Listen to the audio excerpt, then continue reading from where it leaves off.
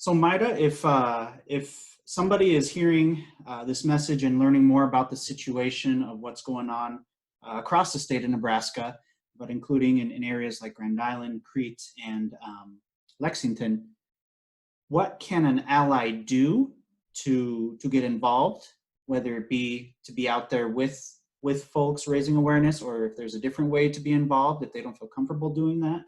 And what are the groups where they can find more information about what's going on? So we've created Facebook events for the different cities called Solidarity Saturdays. And so if you just search that up on Facebook and events, you'll find them. They're public. They're hosted by Stand-In for Nebraska.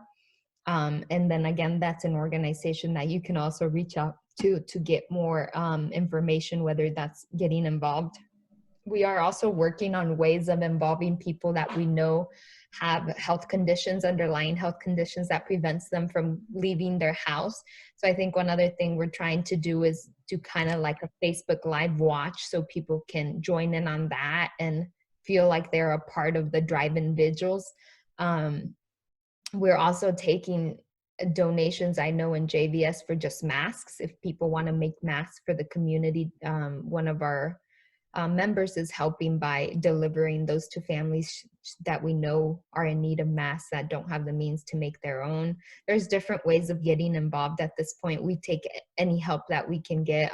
There's people that are on there just to help us design the posters because that's something they feel like they can do. We have people on here that are just helping with writing letters or drafting letters to send into our governor and to our senators. There's different ways of getting involved. It's just reaching out to Stand-In for Nebraska and just say, hey, I'm here to help, and we'll find you something that you want to and are feeling comfortable with doing.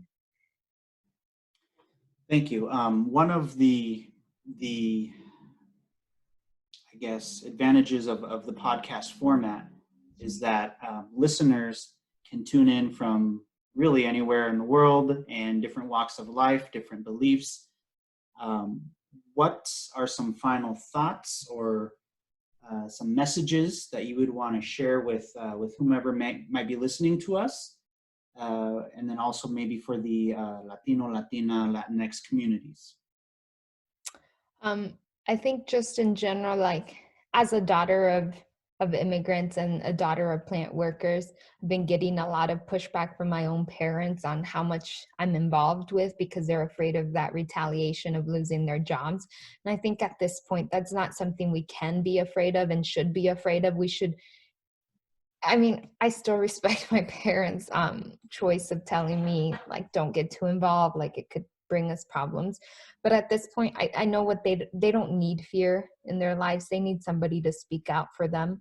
And so I would tell any Latino, whether they have parents working in this industry or another industry that is considered essential, this is the time for us to step up and be their voice, especially for parents that we have a lot of people or parents that say, like my parents, I don't speak English. Yes, you do that. You understand it very well. You just are uncomfortable with your accent, that kind of thing.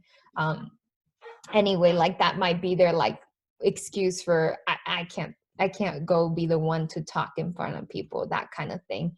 And so I think as their children, we have an obligation to be there for our parents when they most need us. They've done so much. They've sacrificed so much for us to have opportunities in education, for better employment than what they consider or would want or have right now. I guess I hate saying that my job is better than my parents because I don't believe that, but that's how my parents keep saying, like, you had a better opportunity or do better than them, and that's not true. Like, they've done an amazing thing by coming to this country. And so just not being afraid to speak out, be that voice that our parents need at this time. 100%. Yeah, definitely. And, you know, it's one of those things that sometimes can be painted as this is maybe a Latino issue or a person of color issue. It's not. It's not. It's a Nebraskan issue. It's an agricultural issue. It's an American issue. So this is affecting so many different people. Like you referenced, this isn't something that anyone saw coming. 6 months ago, a year ago, nobody ever thought such a thing could happen. But if there's any silver lining in what's going on, I think that in this time of adversity, it is empowering to see a group of people in the community rise up to meet the demands of the time.